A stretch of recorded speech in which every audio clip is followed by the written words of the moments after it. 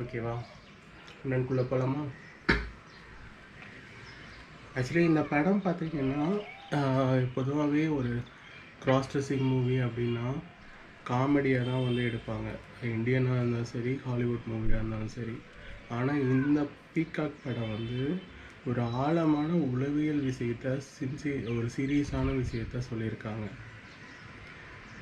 Okay, படம் வந்து படத்தை பற்றி நான் சொல்கிறேன். பீகாக் அப்படிங்கிறது ஒரு கிராமம். அந்த கிராமத்துக்கு வெளிப்புறமாக ஒரு வீடு இருக்குது. அந்த வீடு ஒட்டின மாதிரி ஒரு ரயில் தண்டவாளம் இருக்குது. அந்த வீடு வந்து சுற்றியும் கொஞ்சம் வீடு தான் இருக்குது. ரொம்ப பெரிய ஒரு கிராமம் கிடையாது, சின்ன கிராமம் தான். அங்கே ஒரு பெண் வந்து காலையில் எழுந்திரிச்சு துணி துவைக்கிறாங்க, சமைக்கிறாங்க, நியூஸ் பேப்பர் எடுத்துகிட்டு உள்ளே ஓடுறாங்க அவசரமாக. ஜன்னல் வழியாக பக்கத்து வீட்டு குழந்தைகளை அவங்க பேரண்ட்ஸ் வந்து ஸ்கூலுக்கு அனுப்புகிறத வேடிக்கை பார்க்குறாங்க.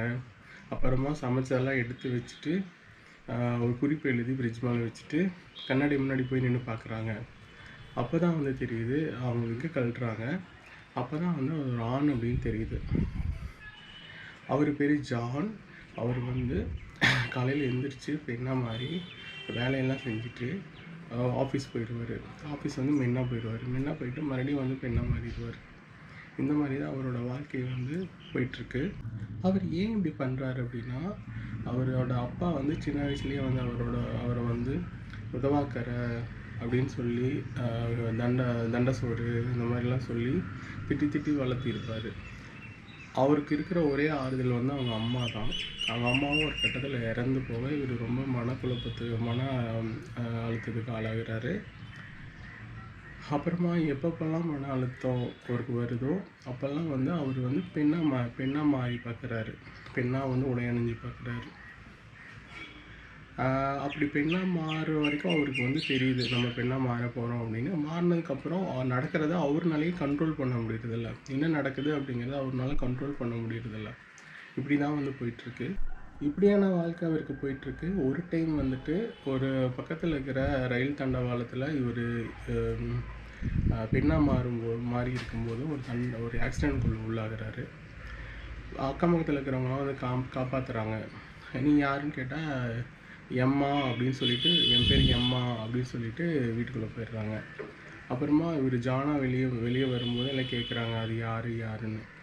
இவருக்கு என்ன சொல்கிறதுன்னு தெரியாத அவர் தன்னோட மனைவி எம்மா பேர் அப்படின்னு சொல்கிறார். அப்படி சொன்னதால் எல்லாத்துக்கும் வந்து எம்மா அப்படிங்கிற ஒரு கேரக்டர் அங்கே இருக்குதுன்னு தெரிஞ்சிருது. நிறைய பேர் கேட்க ஆரம்பிக்கிறாங்க, எம்மாவை வந்து எங்கள் வீட்டுக்கு அனுப்புங்க அப்படின்லாம். அவர் எம்மாவை வெளியே வராரு.